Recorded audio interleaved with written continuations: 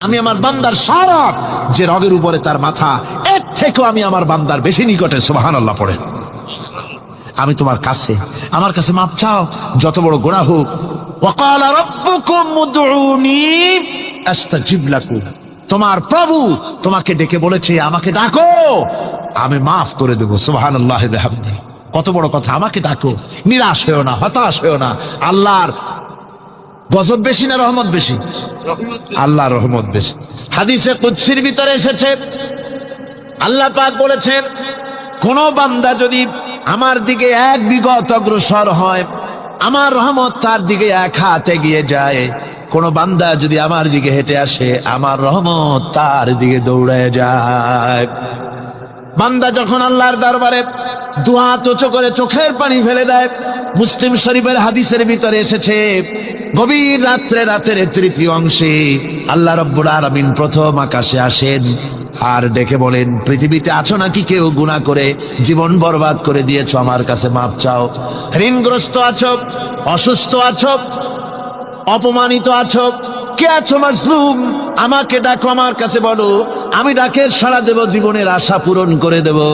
ওই সময় যেই সমস্ত লোকেরা কান্দে তাহাজ্জুদের নামাজ পড়ে, আল্লাহ জিজ্ঞেস করেন ফেরেশতারা, অমুক অমুক দেশে অমুক অমুক বান্দারা কান্দে কেন? ফেরেশতারা বলে, রব্বুল আলামিন তুমি তো ভালো করে জানো। আল্লাহ বলেন, জানি, তবুও তোমাদের মুখে শুনতে চাই। তারা বলে, রব্বুল আলামিন তোমার এই বান্দা গুনাহ করেছে, গুনার জন্য মাপ চায়, জাহান্নাম থেকে বাঁচতে চায়। আল্লাহ পাক বলেন, ফেরেশতারা আমার এই বান্দারা আমারে দেখেছে নাকি? বলে দেখে নাই। বলে আমার দোজখ দেখেছে নাকি? বলে না, তাও দেখে নাই। আমার বেহেশত দেখেছে নাকি? বলে না, তাও দেখে নাই। আল্লাহ পাক বলেন, ফেরেশতারা সাক্ষী থাকো, ওরা আমাকে দেখে নাই, আমার বেহেশত দোজখ কিছুই দেখে নাই, শুধুমাত্র আমার নবীর কথা, আমার কোরআনের কথা বিশ্বাস করে আরামের ঘুমকে হারাম করে যেভাবে তারা কাঁদতেছে, সাক্ষী থেকে যাও ফেরেশতারা, আমার রহমতের দরিয়ায় জোশ মেরেছে, আমার ওই ক্রন্দনরত বান্দাগুলিকে আমি আল্লাহ মাফ করে দিলাম। সুতরাং মুমিন বান্দা যারা, আল্লাহর মুমিন বান্দা যারা, এই ঈমানের কোয়ালিটি, এটাও হতাশায় নিরাশায় ভেঙে পড়বে না। গুনাহ তো মানুষই করে, গুনাহ হয়ে গেছে, মাপ চাও। তোমার গুনাহ কদ্দুর?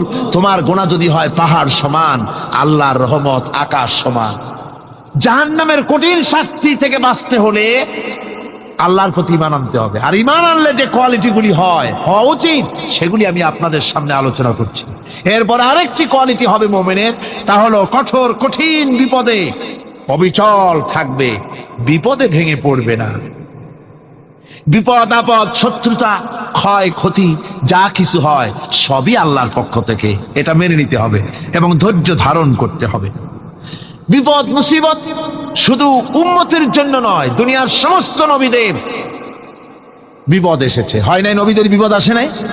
কোরআনে কারীম থেকে শুনুন, আল্লাহ রাব্বুল আলামিন বলেন, ওয়াকাযালিকা জাআলনা লিকুল্লি নাবিয়্যিন আদুওয়াম মিনাল মুজরিমিন। আল্লাহ পাক বলেন, এমনি করে আমি সকল নবীদের শত্রু বানিয়ে দিয়েছি, সব পাপিষ্ঠ আর অপরাধ প্রবণ লোকদেরকে। প্রত্যেক যুগে নবীদের শত্রু ছিল, প্রত্যেক যুগে নবীদের কি ছিল? শত্রু ছিল। সে শত্রু কারা ছিল? আল্লাহ পাক বলছেন, নবীদের শত্রু ছিল পাপিষ্ঠ আর অপরাধ প্রবণ লোক, এরাই ছিল নবীদের দুশমন। রাসূলগণের অবস্থা যদি এই হয়, তাহলে তার উম্মত, ওই দিনের ধারক বাহক যারা, তাদের বুঝি বিপদ আপদ হবে না নাকি? হবে কিনা? তো ইসলামের বিরোধিতা যারা করে, কোরআনের পরিভাষায় বলা হয়েছে ইসলামের দুশমন, নবীদের দুশমন। দুনিয়ার সব পাপিষ্ঠ আর অপরাধ প্রবণ লোকেরাই ইসলামের দুশমন হয়, নবীদের দুশমন হয়। আজও দেখেন, আজও তাকিয়ে দেখেন, ইসলামী আন্দোলনের বিরোধিতা যারা করে তারা পাপিষ্ঠ চরিত্রের কিনা, তাকায় দেখেন, খুঁজে দেখেন, সর্বত্র খুঁজে দেখুন, খুঁজে দেখুন।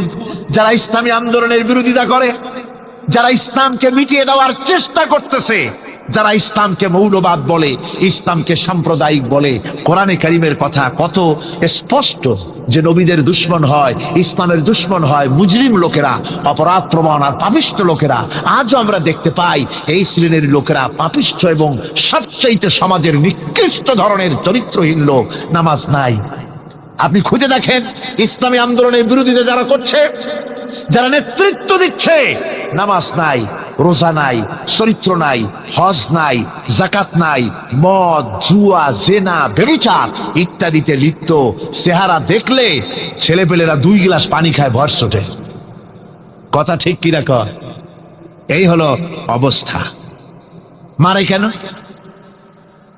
মুমিনদেরকে, পয়গম্বরদেরকে, সাহাবীদেরকে এবং ঈমানদারদেরকে মারে কেন? তার কারণ হচ্ছে আল্লাহ রাব্বুল আলামিন বলেছেন, ওয়া মা নাকামু মিনহুম ইল্লা আইয়ুমিনু বিল্লাহিল আজিজিল হামিদ।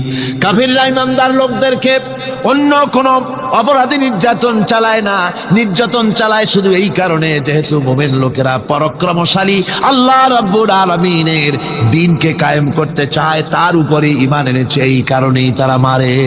ঠিক কিনা কর? যুগে যুগে নবীদের উপরে, সাহাবীদের উপরে যে অত্যাচার হয়েছে, সেই অত্যাচার এই কারণেই হয়েছে, অন্য কোনো কারণে নয়। এই কঠিন বিপদে অবিচলতা এবং ধৈর্যের দৃষ্টান্ত নবীগণ পেশ করেছেন পৃথিবীর বুকে। আমরা দেখেছি ইব্রাহিম আলাইহিস সালামকে আগুনে ফালানো হয়েছে, আছে না কোরআন শরীফে? আমি কিন্তু গল্প করতেছি না, সব কোরআনের কথা। কিসের কথা? ইব্রাহিম আলাইহিস সালামকে আগুনে ফালানো হচ্ছে। অপরাধ কি? অপরাধ হচ্ছে হযরত ইব্রাহিম আলাইহিস সালাম দাওয়াত দিয়েছেন, লা ইলাহা ইল্লাল্লাহ। জোরে পড়েন, লা ইলাহা ইল্লাল্লাহ, লা ইলাহা লা ইলাহা ইল্লাল্লাহ মুহাম্মাদুর রাসূলুল্লাহ। হযরত ইব্রাহিম আলাইহিস সালাম দ্বীনের দাওয়াত দিয়েছেন, এক আল্লাহর দাওয়াত দিয়েছেন, ঈমানের দাওয়াত দিয়েছেন। আর কোন অপরাধ ছিল না।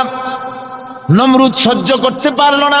কোরআনে কারীমের মধ্যে সব কথাগুলি আল্লাহ পাক এই জন্য বিধৃত করেছেন, এই জন্য কোরআনে কারীমের মধ্যে সব কথা উঠায় দিয়েছেন, যাতে করে মুমিনেরা বিপদ আসলে পরে যেন ঘাবড়ে না যায়। ইব্রাহিম আলাইহিস সালামকে আগুনে ফালানো হচ্ছে।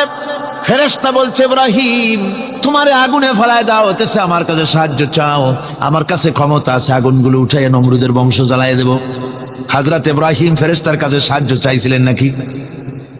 তিনি বললেন, ফেরেশতা তোমার কাছে সাহায্য কেন চাইব? আমি তো এমন কোন অন্ধ আল্লাহর ইবাদত করি না যেই অন্ধ স্রষ্টা তার গোলামের দুঃখ দুর্দশা না দেখেন। আমি তোমার কাছে সাহায্য চাইব না। হযরত ইব্রাহিম আলাইহিস সালাম পাশ করলেন। কি বলেন, পাশ করছেন না? ঈমানের পরীক্ষায় পাশ। আগুনের মধ্যে হযরত ইব্রাহিমকে যখন ফেলানো হচ্ছে, রব্বুল আলামিন আগুনের প্রতি নোটিশ করে দিলেন, ইয়া নারু কুনি বারদাও ওয়া সালামান আলা ইব্রাহিম। আগুন আমার ইব্রাহিমের জন্য শান্তিদায়ক, ঠান্ডা হয়ে যা। এখন কি আর আগুনের বাপের ক্ষমতা আছে ইব্রাহিমরে পোড়ানো? আর ক্ষমতা নাই। আমার বন্ধুগণ, ইব্রাহিম আগুনের ভিতরে আরামে বসা আছেন, আর ওদিকে নমরুদ বসে বসে দেখতেছে দূর থেকে। ইব্রাহিম তো জ্বলে না, গায়ের মধ্যে আগুন জ্বলে গেল। ডাক দিয়া কয়, আগুন তোর হলো কি? কেন জ্বালাইতে পারিস না আমার দুশ্মন রে? হলোটা কি তোর? তোর কি জ্বালানো শক্তি বন্ধ হয়ে গেল নাকি? আগুনের ভিতর থেকে জবাব এলো, নমরুদ রে, আমার ভিতরে জ্বালানো শক্তি আছে কি নাই যদি প্রমাণ করতে চাও, টেস্ট করতে চাও, তুই নিজে আয়, তোরে শুদ্ধ তামাম দুনিয়া জ্বালাই দিতে পারি, ইব্রাহিমের এক গাছা পশমও জ্বালাই দিতে পারি না। তার কারণ হচ্ছে আমি হচ্ছি মাখলুক, আল্লাহ হচ্ছেন খালিক। আল্লাহ আমাকে বলেছেন না জ্বালাতে, তুমি 1000 বার বললেও আমি ইব্রাহিমকে জ্বালাইতে পারবো না। কোরআনে কারিমে ঘটনা বলে মুমিনদেরকে সাহস দেওয়া হচ্ছে, মুমিনেরা দ্বীনের কাজ করতে গিয়ে বিপদ আবাজ আসবে, ঈমানের দাবি হলো বিপদ আসবে। আর বিপদ আসলে ঘাবড়ায় যেও না, মুসিবতে পড়ে চিন্তায় পেরেশানে হয়রান হয়ে যেও না। বিশ্বকবি আল্লামা ইকবাল কি সুন্দর করে বলেছেন, আজ ভি হোক জু বিরাহিম কা হিমা पैदा आग कर सकती है एक अंदाज गुलिस्तां पैदा। ইব্রাহিমের ঈমান যদি আজিও কোথাও হয় বিদ্যমান, করতে পারেন অগ্নিকুণ্ডে খুবসুরত এক গুলিস্তান। আজও যদি আগুনের ভিতরে কোন নমরুদ কোন ইব্রাহিমকে যদি ফেলে দেয়, আল্লাহ রাব্বুল আলামিন আজও আগুনকে ফুলের বাগান বানায়া দিবেন। সুবহানাল্লাহ। ভয় পাওয়ার কারণ নাই, চিন্তা করার কোনো কারণ নাই। আমার বন্ধুগণ, হযরতে হুদ আলাইহিস সালামকে যখন সমাজের লোকেরা, রাষ্ট্রের লোকেরা ঘিরে ফেলে দিল, সমাজ শক্তি, রাষ্ট্র শক্তি যখন তাকে ঘিরে ফেলে দিল, ষড়যন্ত্রের পাহাড় তুলে দিল, তারে মেরে ফেলে দিবে, হযরত হুদ দেশ থেকে তা পালায় গেলেন না, ভয় পেলেন না। হযরতে হুদ আলাইহিস সালাম বললেন, কোরআনে কারীমে হযরত হুদের কথা কোট করা হলো, ফাকিদুনি জামিআন সুম্মা লা তুনজিরুন। সম্মিলিতভাবে ষড়যন্ত্র করো আমার বিরুদ্ধে, সবাই মিলে ষড়যন্ত্র করো, সুম্মা লা তুনজিরুন, আর আমাকে এতটুকু অবকাশ তোমরা দিও না। ইন্নী তাওয়াক্কালতু আলাল্লাহি রাব্বি ওয়া রাব্বিকুম, আমি ভরসা করেছি সেই আল্লাহর উপরে, যার কুদরতি হাতের ভেতরে, যিনি আমাদের রব তোমাদেরও রব, আর যার কুদরতি হাতের ভিতরে তামাম পৃথিবীর জানগুলি যার হাতে, সে আল্লাহর উপরে ভরসা করেছি। ষড়যন্ত্র যদ্দূর আছে করতে থাকো, আমি ষড়যন্ত্র পরোয়া করি না। সুবহানাল্লাহ। এটাই হলো মুমিনের কোয়ালিটি। শুধু ঈমান, লা ইলাহা ইল্লাল্লাহু মুহাম্মাদুর রাসূলুল্লাহ, গরুর গোশত খাই, আর রবিউল মাস আসতে পরে ইয়া নবী সালাম আলাইকা, ইয়া রাসূল সালাম আলাইকা, তারপরে গরম গরম জিলাপি আর রসগোল্লা খাইলাম খুব বেশি করিয়া, এর নাম মুমিন নয়। মুমিন হচ্ছে তার চলায় ফেরায়, ওঠায় বসায় সাহসিক তার এক আন্দাজ তৈরি হবে সে। আমার ভাইয়েরা, বিপদে অবিচলতা আমাদেরকে পয়গম্বরেরা শিক্ষা দান করেছেন। আমরা দেখতে পেয়েছি বিশ্বনবী জনাবে মুহাম্মদুর রাসূলুল্লাহ সাল্লাল্লাহু আলাইহি ওয়াসাল্লাম হিজরতের রাত, কাফেররা চতুর্দিকে দাঁড়ানো, হযরত জিবরাইল এসে বলেন, ইয়া রাসূলুল্লাহ, হে কাফেররা চতুর্দিকে ঘিরে দাঁড়িয়েছে, গভীর রাত, এখন হাতে তাদের তরবারি, সকাল হলে পরেই তারা আপনাকে মেরে ফেলে দিবে, তাড়াতাড়ি ওঠেন, মদিনার দিকে চলে যান। আল্লাহ নবী ঘুমের থেকে জেগে হযরত আলীকে ডেকে বলেন, আলী, আল্লাহ অর্ডার করেছেন আমি মদিনায় চললাম, আমার বিছানার পরে আমার চাদর গায়ে দিয়ে শুয়ে থাকো। হযরত আলী বলেন, আল্লাহর হাবিব, আপনার চাদর গায়ে দিয়ে ঘুমিয়ে থাকবো, সকালবেলায় কাফির বেঈমানেরা আপনার বিছানার পরে আপনার চাদর গায়ে দেওয়া অবস্থায় আমি আলীকে তারা মুহাম্মদ মনে করবে, আর আমি আলীকে নবী মনে করে তারা তাদের তরবারি দিয়া কেটে কেটে টুকরা টুকরা করে আমারে বিদায় করে দেবে দুনিয়া।